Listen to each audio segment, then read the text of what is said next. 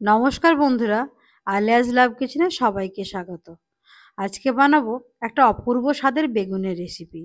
এটা খুব সহজে হয়ে যাবে। বাড়িতে সামান্য কিছু উপকরণ থাকলেই কিন্তু এটা ঝটপট হয়ে যাবে, কোনো রকম ঝামেলা ছাড়াই হয়ে যাবে। এটা ভাত, রুটি, লুচি, পরোটা, রাইস সবার সঙ্গে কিন্তু খুব অপূর্ব যায়। বাড়িতে কেউ এলেও এটা বাড়িতে বানিয়ে একবার দেখতে পারেন। এটা যেহেতু বেগুনের রেসিপি, বেগুন তো অবশ্যই লাগবে। এখানে আমি একটা ছোট সাইজের বেগুন মোটামুটি ভাজার মতো করে কেটে নিয়েছি। খুব বেশি পাতলা কাটবেন না, আর খুব বেশি মোটাও নয়। মোটামুটি এরকম একটা সাইজে করে কেটে নেবেন, তাহলেই হয়ে যাবে। এটা আমি ২-৩ জনের মতো করেছি। আপনাদের প্রয়োজন মতো আপনারা কমিয়ে বাড়িয়ে নেবেন। এটার জন্য শুকনো একটা মিশ্রণ আমাকে বানাতে হবে। তার জন্য আমি নিলাম এখানে ২ চামচ চালের গুঁড়ো, ২ চামচ বেসন।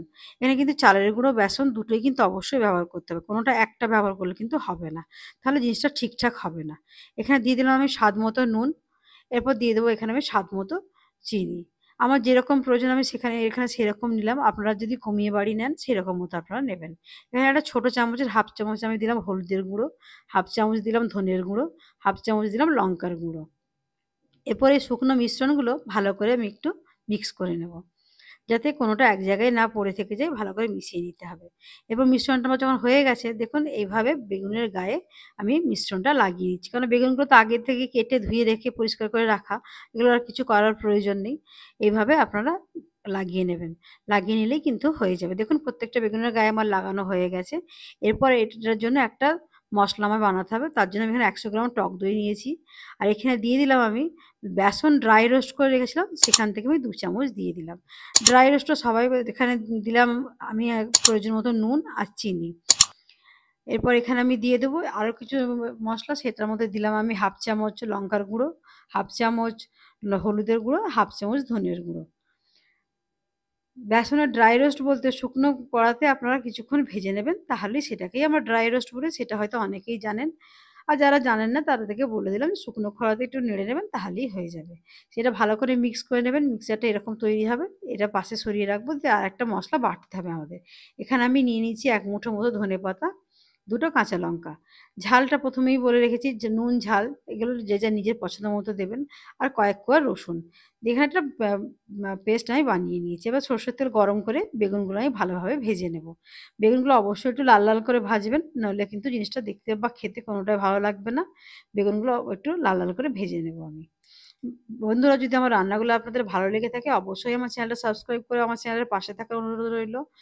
পাশে থাকা বেল নোটিফিকেশনটা অবশ্যই অন করে দেবেন, যাতে আমার আপলোড করা যেকোনো ভিডিও সবার ১ম এ আপনার কাছে পৌঁছে যেতে পারে। ভিডিওগুলো লাইক, শেয়ার করবেন। কোনো জিজ্ঞাসা থাকলে অবশ্যই কমেন্ট করবেন। বেগুনগুলো আমি উল্টে দিয়েছিলাম। উল্টে দেখুন এদিকটাও আমার হয়ে গেছে। এরপর আস্তে, আস্তে বেগুনগুলো দেখুন ওদিকটাও কিন্তু আমার হয়ে গেছে। এবার বেগুনগুলো আমি একটা অন্য পাত্রে তুলে নেব।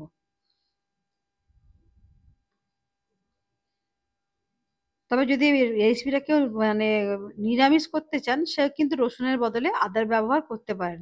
তবে আমি নিজে অবশ্য কোনোদিন আদার ব্যবহার করে দেখিনি। তবে এটা বলতে পারব না কেমন লাগবে। এর মধ্যে দিয়ে দিলাম আমি একটু কালো জিরার ফোড়ন। আর এর মধ্যে দিয়ে দেবো কিছুটা পরিমাণ থেঁতো করা রসুন। এই রসুনটা থেঁতো করে দেবেন। কখনো কিন্তু বেটে দেবেন না। বেটে দিলে কিন্তু ফ্লেভারটা সুন্দর আসবে না। এটা অবশ্যই কিন্তু থেঁতো করা রসুনই দিতে হবে। কিন্তু যারা ধরুন নিরামিষ খান, তারা কি একবারও ট্রাই করবেন না? তারা এটা আদা দিয়ে করে দেখতে পারেন। এরপর এর মধ্যে দিয়ে দেবো ধনেপাতার যে বাটাটা বেটেছিলাম সেই বাটাটা। ধনেপাতাটা দিয়ে দেওয়ার পর ১-২ মিনিট মতো একটু ভেজে নেব। বেশিক্ষণ ভাজার দরকার নেই। পাতাটা তো বেশিক্ষণ ভাজার কিছু নেই। একটু ১-২ মিনিট মতো ভেজে নিলেই হবে। পাতাটা একটু যখন ভাজা, ভাজা হয়ে যাবে, তারপর এর মধ্যে বাকি মসলাগুলো দেব। দেখুন পাতাটা মোটামুটি ভাজা হয়েই গেছে। একটু তেল, তেল তো বেরিয়েই গেছে। বুঝতেই পারছেন যে জিনিসটা হয়ে গেছে। এরপর দইয়ের যে মিশ্রণটা বানিয়ে রেখেছিলাম, সেটা এর মধ্যে দিয়ে দেব। দইয়ের মিশ্রণটা দিয়ে দেওয়ার পর একটু তো যখন দইয়ের মিশ্রণটা দেবেন, তখন অবশ্যই গ্যাসের ফ্লেমটা একদম সিম করে দেবেন। অনেকেই আমরা জানি যে দইয়ের মিশ্রণ দিলে কিন্তু অনেক সময় দই ফেটে যায়।